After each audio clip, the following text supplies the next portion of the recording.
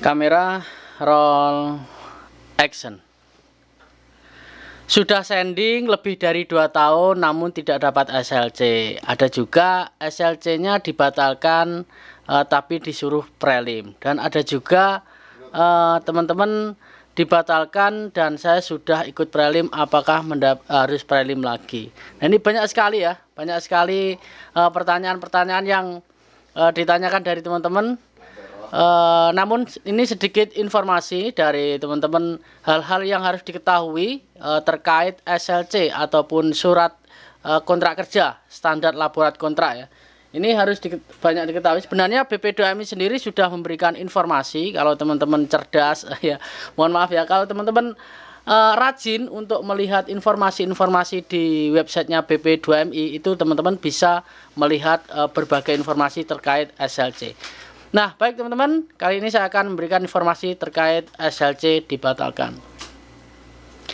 Oke, assalamualaikum warahmatullahi wabarakatuh. Kembali lagi bersama saya, Wahono Channel, yang selalu memberikan motivasi dan juga dukungan buat teman-teman untuk bisa sukses ke Korea. Dan ada berbagai informasi yang akan saya berikan buat teman-teman semuanya untuk terkait SLC di kali ini. Karena banyak teman-teman yang sudah dapat SLC dibatalkan, bahkan teman-teman ada juga yang sudah prelim namun setelah prelim pulang dibatalkan. Nah, kemarin ada satu pertanyaan dari teman-teman, yang teman kita khususnya teman perempuan yang baru saja mendapatkan SLC dan prelim selang beberapa hari ataupun beberapa minggu prelim dan pulang ke rumah SL-nya dibatalkan. Apakah nanti ikut prelim lagi atau gimana? Nah, ini solusinya gimana?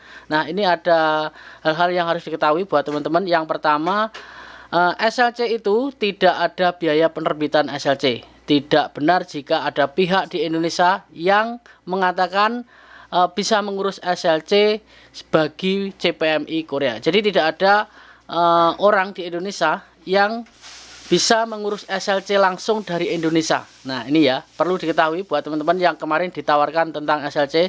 Saya juga sudah memberikan infonya dan videonya sudah saya buatkan, bisa di scroll di bawah kalau pengen tahu. Bahkan BP2MI sendiri tidak bisa memaksa HRD Korea untuk menerbitkan SLC untuk CPMI. Nah, ini tidak bisa ya, HRD sendiri saja tidak bisa.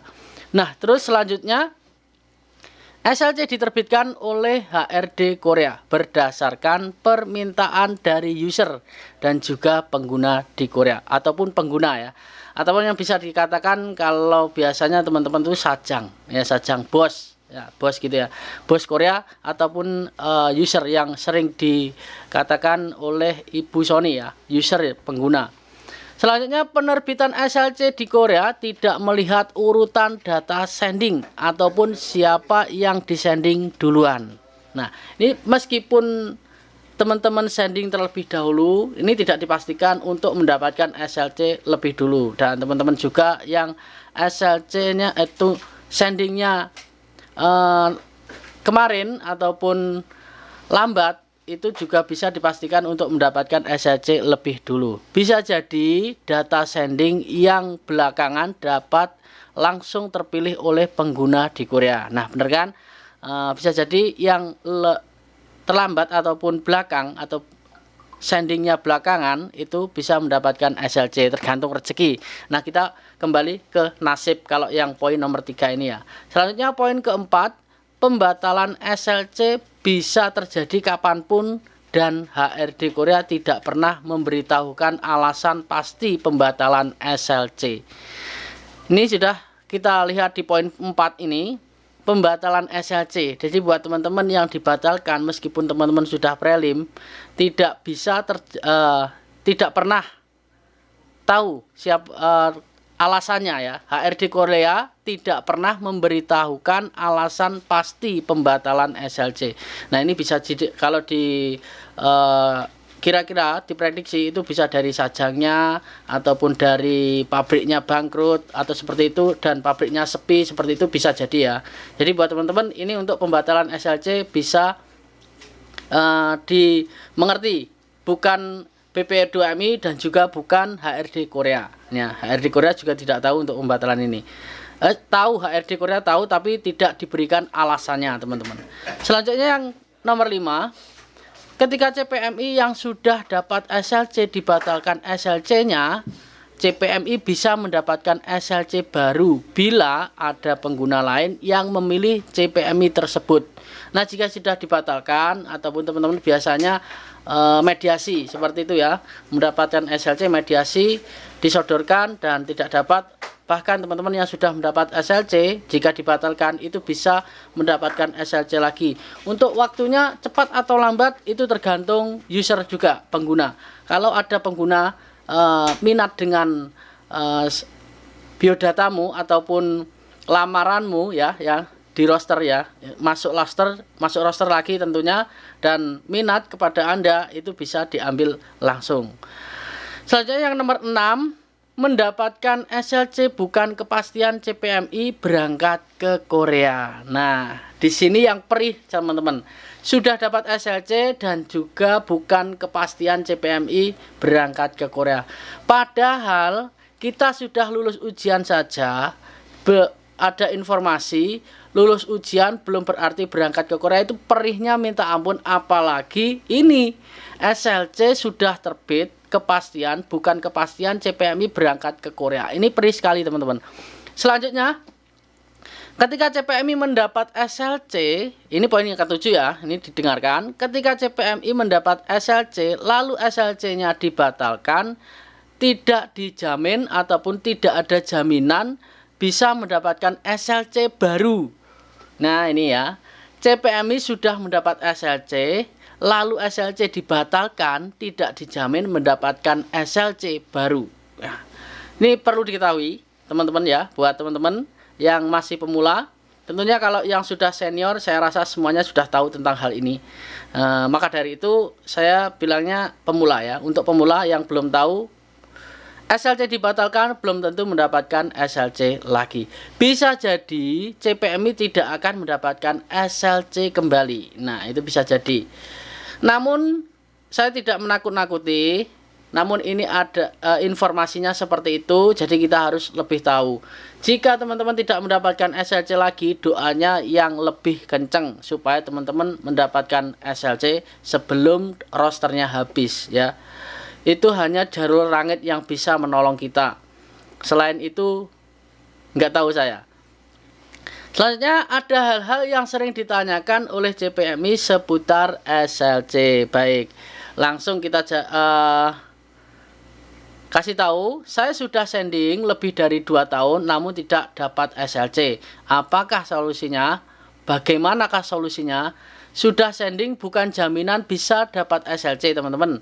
Penerbitan SLC sepenuhnya tergantung apakah ada user yang memilih CPMI atau tidak. Nah, ini tergantung Sajang di Korea lagi. Selanjutnya pertanyaan lagi, SLC saya dibatalkan namun saya dipanggil prelim. Bagaimana penjelasan hal itu? Baik, pembatalan SLC dapat terjadi kapanpun. Bahkan ketika CPMI sedang mengikuti prelim, bisa saja SLC-nya dibatalkan oleh pengguna. Saat prelim dibatalkan. Ini sangat perih lagi. Bila ini terjadi, CPMI tetap ikut prelim dan menunggu mendapatkan SLC yang baru. Berapa lama untuk SLC-nya tergantung cepat atau tidaknya terpilih kembali oleh pengguna yang baru. Pengguna, dimaksud pengguna di sini adalah Sajang ataupun user ya. Selanjutnya, SLC saya dibatalkan dan saya sudah ikut prelim. Lalu saya mendapatkan SLC baru, dan apakah saya harus ikut prelim ulang? Nah, di sini akan dijelaskan dari BPDOMI, tidak perlu ikut prelim lagi. Lalu bagaimana bila saya ternyata tetap dipanggil prelim? Nah, jika tetap dipanggil prelim, laporkan kepada petugas BP2MI. Nomornya sudah ada. Di situ linknya juga ada, bisa dicari. Bahwa Anda sudah pernah ikut prelim. Jadi tidak perlu prelim lagi ya, tinggal laporan saja. Dan yang terakhir, pertanyaan, ada pihak yang mengatakan bisa mengurus SLC dengan membayar sejumlah uang tertentu. Apakah itu benar? Nah, ini BP2MI sendiri yang menjawab, tidak, itu tidak benar, itu adalah penipuan. Bahkan BP2MI tidak bisa memaksa user di Korea untuk menerbitkan SLC bagi CPMI. Nah, itu teman-teman terkait tentang SLC, teman-teman dibatalkan, dan itu sudah semuanya saya berikan informasi dari teman-teman. Namun jangan putus asa, meskipun SLC dibatalkan, insya Allah teman-teman tetap mendapatkan SLC baru lagi dari user ataupun pengguna, supaya teman-teman tidak putus asa.